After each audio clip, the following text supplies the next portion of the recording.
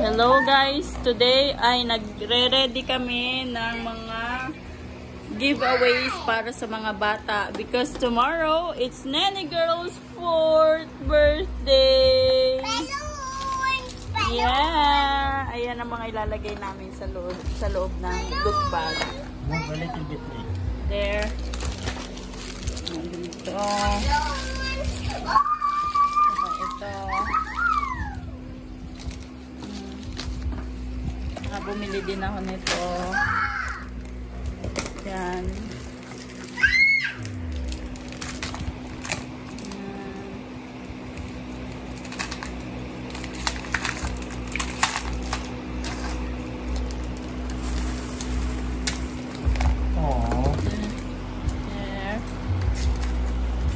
Nene, how old are you?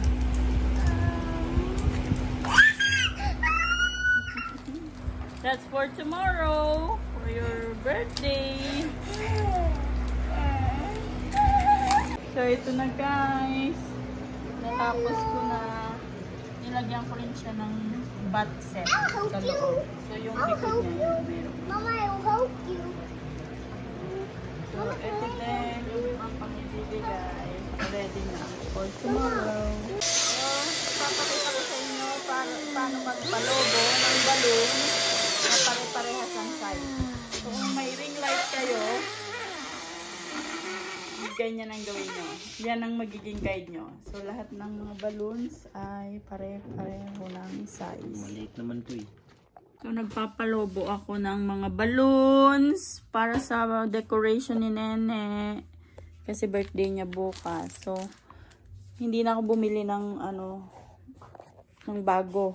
So, kung ano lang ang meron ako ditong stock, yun na lang ang gagamitin ko. So, meron akong yellow, red na parang iba-iba ang pagka-red niya. Saka blue na iba-iba din ang pagka-blue. So, may dark blue, may light. So, yun lang. Tapos, meron naman itong nakita ko. Transparent siya, pero may glitters sa loob. So, yun lang. Tapos, pinapili ko siya. Sabi ko kung gusto niya cocomelon or yung itong mas gusto niya. So, ayan. So, hindi ko na yan binili. Mayroon na ako niyan.